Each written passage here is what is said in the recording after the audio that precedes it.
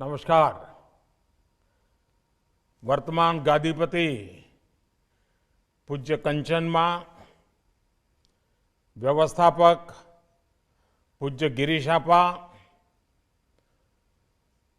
पौष के पवित्र महीने में आज हम सब आय श्री सोनल मां की जन्म शताब्दी के साक्षी बन रहे हैं। ये आय श्री सोनल मां का आशीर्वाद है कि मुझे इस पुनीत आयोजन से जुड़ने का सौभाग्य मिल रहा है। मैं पूरे चारण समाज, सभी व्यवस्थापकों और सोनल मां के सभी भक्तों को बहुत बहुत अभिनंदन करता हूं। मढ़ड़ा धाम चारण समाज के लिए श्रद्धा का केंद्र है, शक्ति का केंद्र है, संस्कार परंपरा का केंद्र है। मैं आय के श्री चरणों में अपनी उपस्थिति दर्ज कराता हूं, उन्हें प्रणाम करता हूं। मेरे परिवारजनों, जन्म शताब्दी के इस 3 दिवसीय महोत्सव के बीच आय श्री सोनल मां की स्मृतियां हमारे साथ है। भगवती स्वरूपा सोनल मां इस बात का साक्षात उदाहरण रही है कि भारत भूमि किसी भी युग में अवतारी आत्माओं से खाली नहीं होती है। गुजरात और सौराष्ट्र की ये धरती तो खास तौर पर महान संतों और विभूतियों की भूमि रही है। कितने ही संत और महान आत्माओं ने इस क्षेत्र में पूरी मानवता के लिए अपना प्रकाश बिखेरा है। पवित्र गिरनार तो साक्षात भगवान दत्तात्रेय और अनगिनत संतों का स्थान रहा है। सौराष्ट्र की सनातन संत परंपरा में श्री सोनल मां आधुनिक युग के लिए प्रकाश स्तंभ की तरह थी। उनकी आध्यात्मिक ऊर्जा,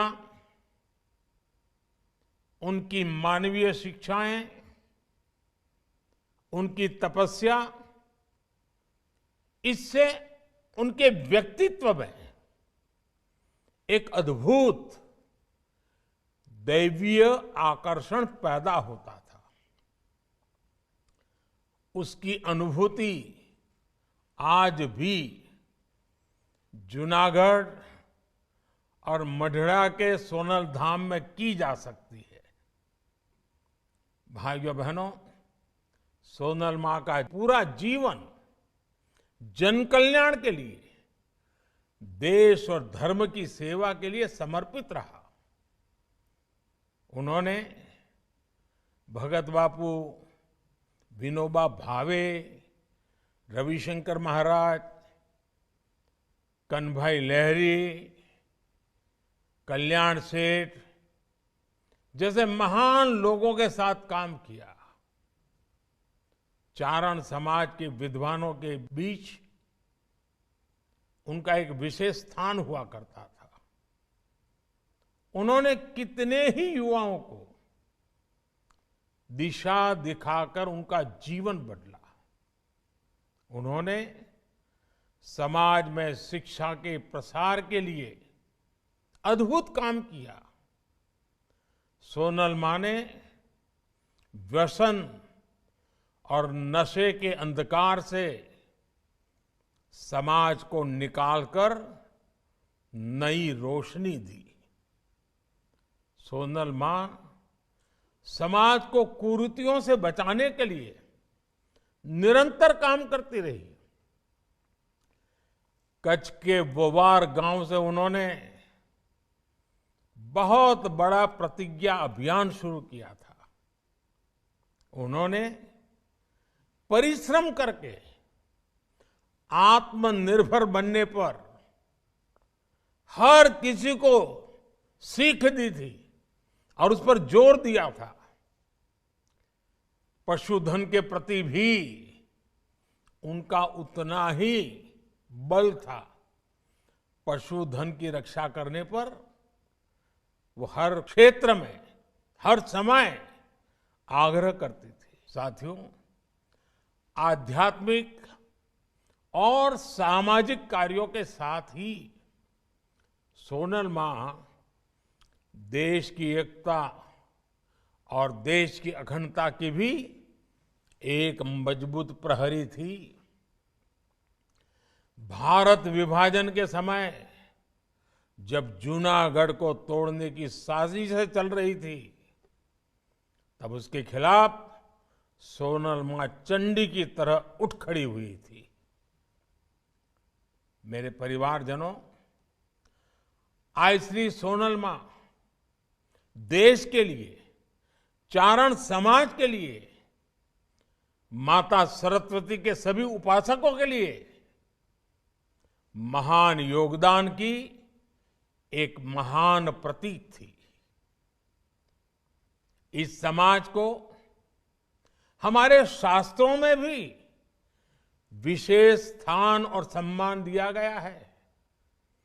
भागवत पुराण जैसे ग्रंथों में चारण समाज को सीधे श्री हरि की संतान कहा गया है। इस समाज पर मां सरस्वती का विशेष आशीर्वाद भी रहा है और इसलिए इस समाज में एक से एक विद्वानों की परंपरा अविरत चलती रही है।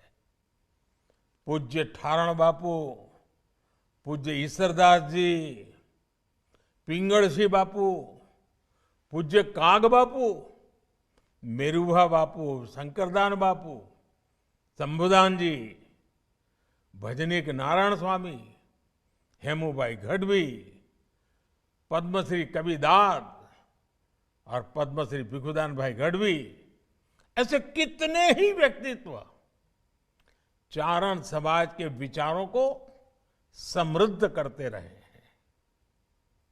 विशाल चारण साहित्य आज भी इस महान परंपरा का प्रमाण है।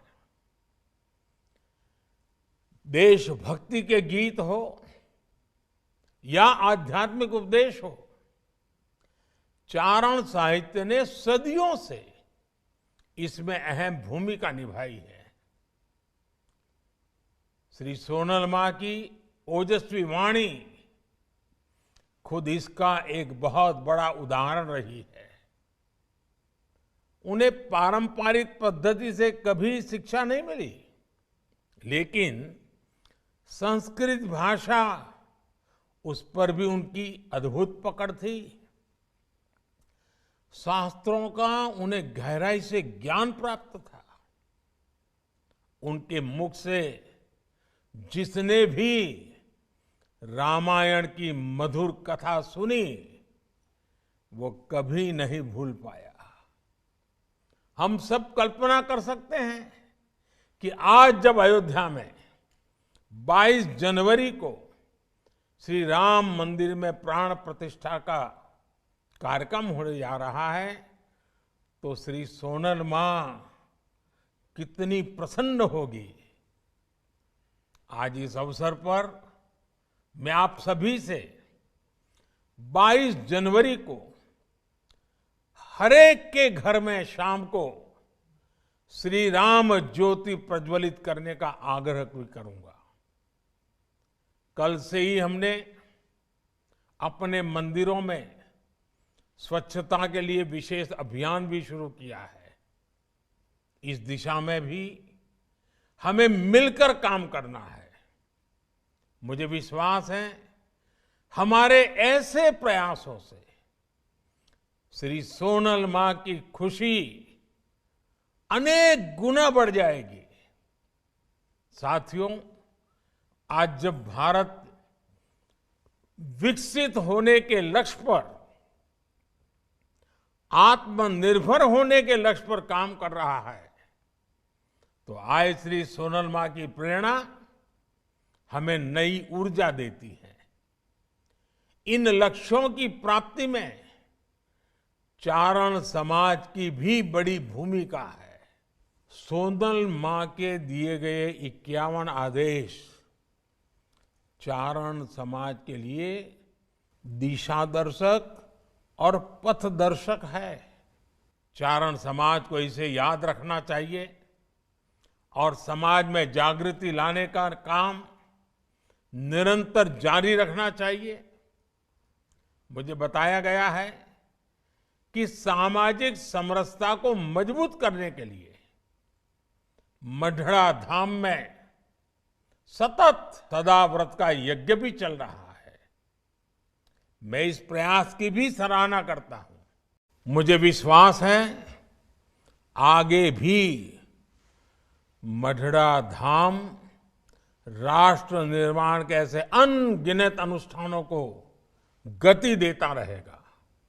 एक बार फिर आप सभी को श्री सोनल मां की जन्म शताब्दी महोत्सव की बहुत बहुत बधाई।